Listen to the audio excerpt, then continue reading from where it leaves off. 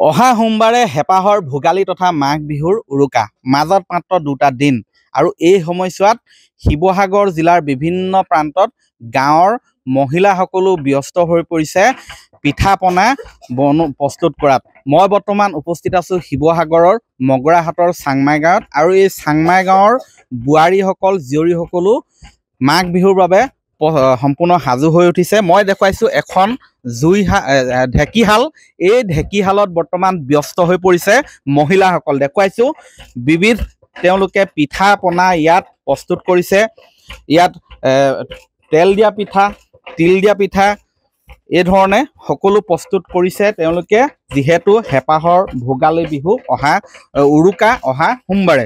মই ইয়াত মহিলাসকল আছে, মই দেখুৱাইছো সুন্দৰকৈ ঢেঁকী দিছে। ইয়াত তিল পিঠা বনোৱাই ইয়াত তিল পিঠা বনাইছে, সেইদৰে তেল পিঠা বনোৱাসকলে তেল পিঠা বনাইছে, ভাগে ভাগে ভগাই লৈছে আৰু ব্যস্ত হৈ পৰিছে এই আখলত। মই প্ৰথমেই জানিব বিচাৰিম, এগৰাকী বাইদেউ অকণমান উঠি দিব, কেনেধৰণে চলিছে? নমস্কাৰ। যিহেতু আমাৰ হেপাহৰ আমাৰ কৃষকৰ ভোগালী বিহুটো আহি আছে, তাৰ মাজতে আৰু 2টা দিন আছে। এই 2টা দিনৰ কাৰণে আমাৰ গাঁৱৰ মহিলাসকলে তিল পিঠা, তেল পিঠা, মিঠৈ, লাড়ু, লস্কৰা আৰু কাঠ আলু, মাটিমাহৰ পৰা আদি কৰি আৰু তিল পিঠা খোলাত সকলো সাজু কৰি ৰৈছোঁ আৰু তাৰমানে ভোগালী বিহু যাতে উলহ মালহে পালন কৰিব পাৰোঁ তাৰ কাৰণে আমি আয়োজন কৰিছোঁ। মই দেখুৱাইছো তেল পিঠা ইয়াত তিল দিয়া পিঠা ইয়াত প্ৰস্তুত কৰি আছে। বাইদেউ কেনেকুৱা হৈছে পিঠা? ভালেই হৈছে, বনাই ভাল লাগিছে। বিহুৰ কাৰণে আমি সকলোৱে যা যোগাৰ কৰিছোঁ একেলগ হৈ।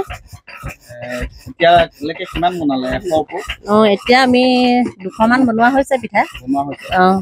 অকল ইয়াতে বনাই ঘৰৰ কাৰণে বনাইছে নে বিকিব? না, আমি তেনেকৈ অৰ্ডাৰো লওঁ। 100-200 যিয়ে বিচাৰে তেনেকৈ দিয়া হয়।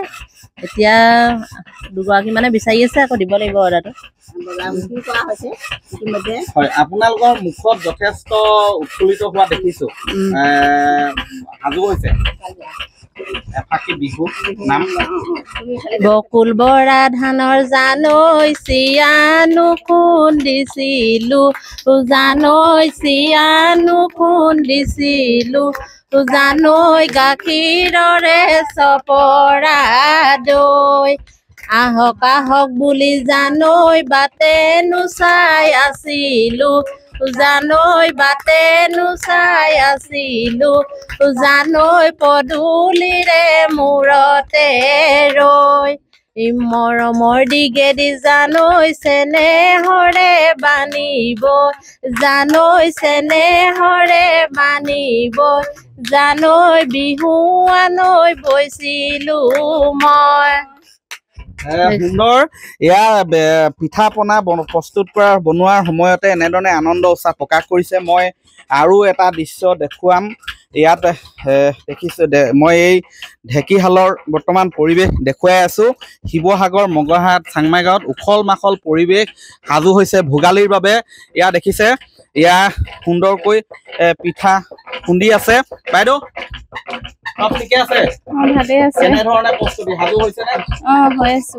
কি কৰিছে এতিয়া সেই পকা মিঠৈৰ কাৰণে প্ৰস্তুতি কৰা হৈছে। আগত তিল পিঠাৰ কাৰণে কৰা হ'ল, তাৰপিছত এনেকে তেল পিঠাৰ কাৰণেও কৰা হ'ব লাহে লাহে।